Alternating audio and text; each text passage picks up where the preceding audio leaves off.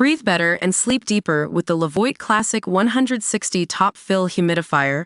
Don't wait.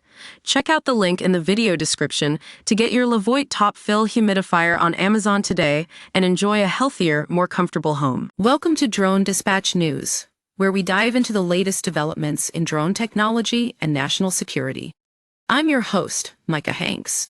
So, you've probably heard by now that there was a major stir last year when residents of New Jersey and surrounding states reported seeing mysterious drones flying overhead. The mystery has only grown thicker since then, with the White House finally weighing in on the issue yesterday. According to Karoline Leavitt, White House press secretary, the drones were authorized to be flown by the FAA for research purposes as well as other reasons that are still classified. That's right, folks, we're talking about official government business here. But let's not get ahead of ourselves. The truth is, many of these drones were also being flown by hobbyist, recreational, and private individuals who just like to mess around with their toys. Now, you might be thinking, okay, that makes sense.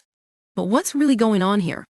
Well, it turns out that the Federal Aviation Administration has been tracking all of these drone sightings, and they've come up with some pretty interesting conclusions.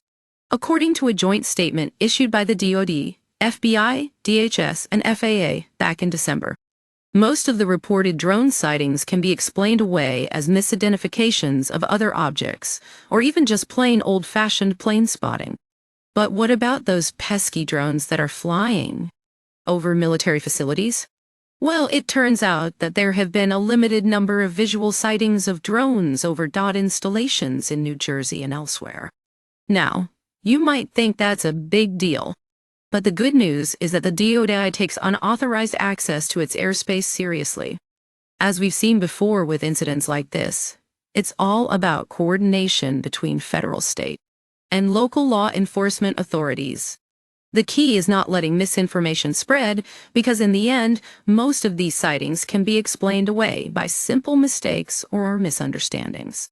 Now, some folks might be thinking, but what about all those conspiracy theories out there? Well, let me tell you, at Drone Dispatch News, we're here to separate fact from fiction. And when it comes to this story, the evidence points to a lot of misidentification and confusion rather than anything nefarious. So, what's next? Well, for now, it seems like the White House is sticking with its official line.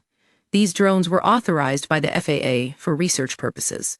But we'll keep digging, folks, because sometimes the truth is right in front of us. We just need to take a closer look. That's all for today's update from Drone Dispatch News. Stay tuned for more on this developing story, and don't forget to follow me on X, @MicahHanks.